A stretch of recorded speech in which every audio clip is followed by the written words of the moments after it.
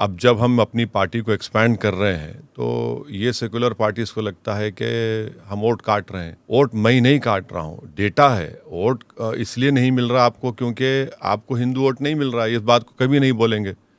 इतनी intellectual honesty नहीं है। अब गुजरात का ले लीजिए, 52-53% वोट बीजेपी लेती है। अगर मैं नहीं लड़ता तो बीजेपी जीतती।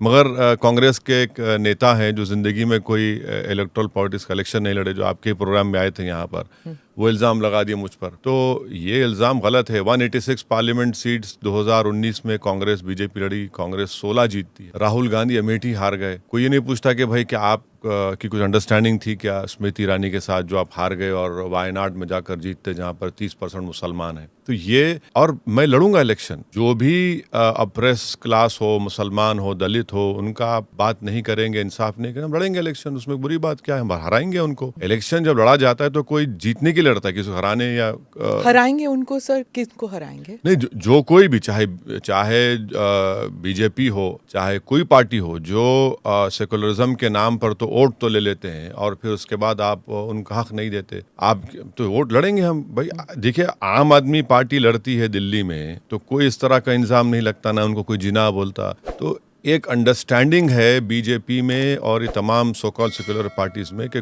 कोई सेम्बलेंस ऑफ पॉलिटिकल लीडरशिप मुसलमानों की नजर नहीं आना चाहिए। बीजेपी तो टिकट देती नहीं है और बीजेपी साफ है इस मामले में कि हम मुसलमानों को इनविजिबल कर दिए पॉलिटिक्स से। नारे तो बड़े बड़े लगाते हैं, सबका साथ, सबका विकास, मगर पॉलिटिकली इनविजिबल हो गए। अब यहाँ पर इनको भी लगता है कि नहीं, अब एम्पावरमेंट नहीं होगा, मुसलमानों का आप सिर्फ वोट डालते रहिए। तो ये इसीलिए इनको परेशानी है और ये नहीं चाहते कि कोई पॉलिटिकल लीडरशिप हो। बल्कि मैं तो ये आगे बढ़ के कहूँगा कि अगर 14% मुसलमान माइनॉरिटी की आबादी है हमारे देश में, अगर आप उनको पॉलिटिकल लैंडस्केप से गायब कर देंगे तो फिर जमहूरियत का फ्यूचर क्या होगा? या आप क्या अच्छा होगा कि हमारी डेमोक्रेसी के लिए कि आप उनका नाम ही ना लें, उनकी बात ही ना करें, उनको उनका रिप्रेजेंटेशन ना दें?